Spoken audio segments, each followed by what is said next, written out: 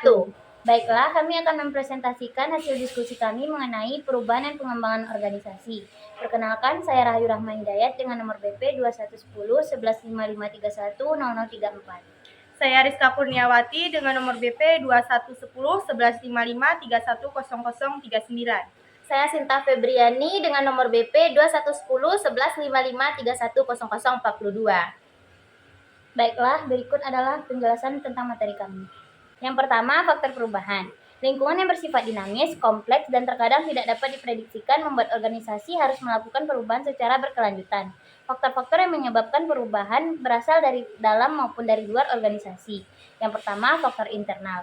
Tujuan, strategi, dan kebijakan organisasi, kegiatan, dan teknologi yang digunakan.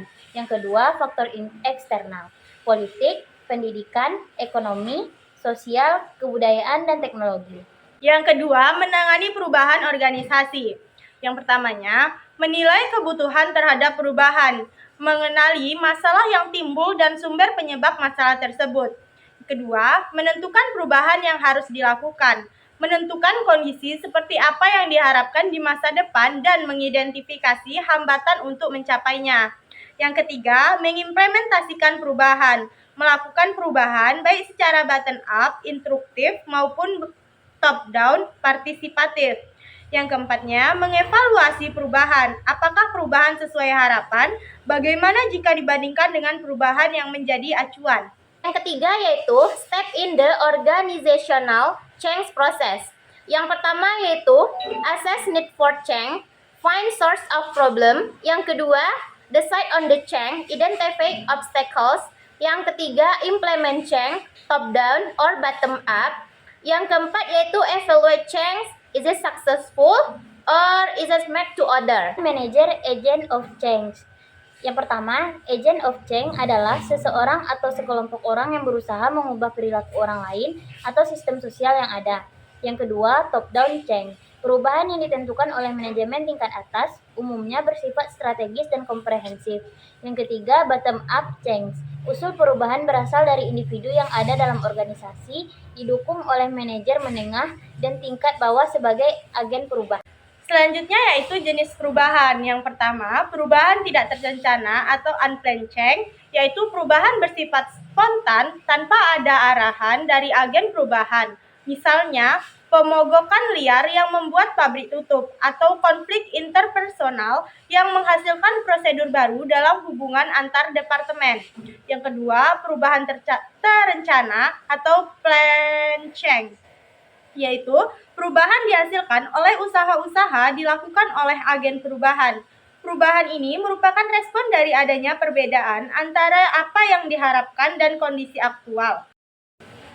Selanjutnya yaitu target perubahan. Yang pertama, tugas, sifat dasar pekerjaan yang ditunjukkan oleh misi, tujuan, dan strategi organisasi, serta desain pekerjaan untuk individu maupun kelompok.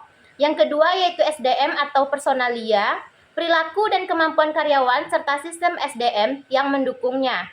Yang ketiga yaitu budaya, sistem nilai yang dimiliki organisasi secara keseluruhan, serta norma yang mengarahkan perilaku individu maupun kelompok. Yang keempat yaitu teknologi, teknologi untuk mendukung desain pekerjaan, mengatur aliran kerja, dan mengintegrasikan manusia dan mesin dalam sistem kerja. Yang terakhir yaitu struktur, susunan organisasi sebagai sistem kompleks termasuk birokrasi, jalur wewenang, dan komunikasinya.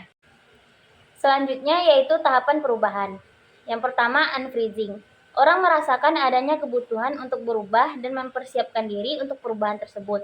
Hal ini dapat dilakukan dengan yang pertama, membangun hubungan baik dengan orang-orang yang terlibat dalam perubahan. Yang kedua, membantu orang yang menyadari bahwa perilaku lama tidak efektif. Yang ketiga, meminimalkan resistensi terhadap perubahan. Selanjutnya yaitu change, adalah tahapan implementasi perubahan. Orang mulai mencoba perilaku baru dengan harapan akan menaikkan efektivitasnya. Kedua, hal ini dapat dilakukan dengan pertama yaitu mengidentifikasi perilaku baru yang lebih efektif. Kedua, memilih perubahan yang tepat. Ketiga, mulai melakukan perubahan. Selanjutnya yaitu rephrasing. Tahapan di mana orang memandang bahwa perilaku baru yang telah dicobanya selama periode change menjadi bagian dari orang tersebut. Hal ini dilakukan dengan yang pertama, menciptakan penerimaan dan keberlanjutan terhadap perilaku baru. Yang kedua, menyediakan dukungan sumber daya yang diperlukan. Yang ketiga, menggunakan reward berbasis kinerja dan penguatan positif. Selanjutnya yaitu force coercion strategi. Perubahan dilakukan melalui wewenang formal dan atau penggunaan reward dan punishment. Yang kedua, perubahan diperoleh dengan cepat, namun cenderung dilakukan karena adanya rasa takut terhadap hukuman atau keinginan mendapatkan reward. Pengaruhnya bersifat temporer. Yang ketiga, sesuai untuk digunakan pada tahap unfreezing, yaitu meninggalkan pola lama dan mendorong terbentuknya pola baru. Selanjutnya yaitu rational persuasion strategi. Perubahan dilakukan melalui pengetahuan, data empiris maupun argumen rasional. Manajer harus menggunakan pendekatan rasional bahwa perubahan akan memberikan manfaat yang besar dibandingkan pola sebelumnya. Selanjutnya, argumen bisa disampaikan oleh agen perubahan, ahli dari luar maupun melalui demonstrasi. Selanjutnya, perubahan yang terjadi lebih lambat dari strategi force coercion, namun hasilnya lebih tahan lama dan terinternalisasi dalam diri individu. Selanjutnya yaitu self power strategi. Strategi yang melibatkan partisipasi dari pihak-pihak yang terlibat untuk melakukan perubahan sesuai dengan nilai, kebutuhan maupun tujuan individu ataupun kelompok. Yang kedua, manajer memerlukan reference power dan keterampilan untuk bekerja efektif bersama berbagai pihak. Yang terakhir, perubahan ini memerlukan waktu yang cukup lama, namun perubahan tersebut akan lebih tahan lama dan terinternalisasi dalam diri masing-masing. Selanjutnya yaitu pengembangan organisasi atau OD. Adalah suatu usaha jangka panjang untuk meningkatkan kemampuan organisasi dalam menghadapi kondisi lingkungan dan menyelesaikan permasalahannya. Yang kedua yaitu OD bisa dikatakan sebagai perubahan terencana plus, di mana OD menciptakan suatu perubahan dengan suatu cara yang membuat anggota organisasi dapat mengembangkan kemampuannya untuk secara aktif terus melanjutkan pembaharuan. Selanjutnya, organization development process. Yang pertama, establish a change relationship atau create link with members of client system. Yang kedua, diagnosis, gathering, and analyzing data, setting change objective atau unfreezing. Yang ketiga, intervention, taking collaborative action to implement this desired change atau change. Selanjutnya, evaluation following up to reinforce and support change atau rephrasing. Yang terakhir, achieve a terminal relationship, yaitu withdraw to leave members of client system on their own. Selanjutnya yaitu OD memiliki custom goals berfokus pada pencapaian tujuan yang lebih baik, maupun process goals berfokus pada peningkatan cara orang-orang bekerja sama untuk mencapai tujuan. Sukses atau gagalnya OD pada umumnya ditentukan oleh kekuatan dari action research, yaitu proses sistematis untuk mengumpulkan data, menggunakan data, dan untuk merencanakan aksi, bahkan mengevaluasi hasilnya. Selanjutnya, perbedaan perubahan dan pengembangan organisasi. Perubahan organisasi mencakup transformasi atau pergeseran signifikan dalam struktur, budaya, atau proses kerja suatu organisasi. Sementara itu, pengembangan organisasi lebih fokus pada peningkatan keterampilan, pengetahuan, dan kapasitas anggota organisasi serta peningkatan secara umum. Perubahan dapat mencakup perubahan besar dalam strategi bisnis atau strategi organisasi. Sedangkan pengembangan seringkali terkait dengan pembelajaran dan pertumbuhan individu serta kelompok dalam organisasi.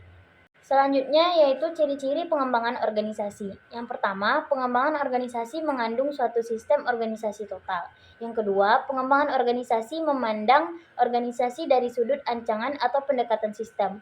Yang ketiga, pengembangan organisasi dibantu oleh manajemen puncak. Yang keempat, sering digunakan pelayanan seorang perantara perubahan pihak ketiga. Yang kelima, pengembangan organisasi merupakan suatu usaha terencana. Yang keenam, pengembangan organisasi dimaksudkan untuk meningkatkan kemampuan dan kesehatan organisasi. Yang ketujuh, pengembangan organisasi menggunakan pengetahuan ilmu perilaku. Kedelapan, pengembangan organisasi merupakan suatu proses jangka panjang. Kesembilan, pengembangan organisasi merupakan suatu proses yang terus-menerus tanpa henti. 10. Pengembangan organisasi terutama memusatkan pada pengetahuan, sikap, perilaku, dan hasil kerja kelompok atau tim organisasi. 11. Pengembangan organisasi terutama memusatkan pada pengalaman seperti bertentangan dengan pengetahuan didaktik. 12. Pengembangan organisasi menggunakan suatu model campur tangan riset tindakan. Dan yang terakhir, pengembangan organisasi menekankan pentingnya penentuan tujuan dan kegiatan perencanaan. Baiklah, itulah hasil diskusi kami. Jika ada kesalahan mohon dimaafkan. Terima kasih telah menonton video kami. Jangan lupa subscribe, like, and comment. Assalamualaikum warahmatullahi wabarakatuh. Bring it down, bring it down, bring it down.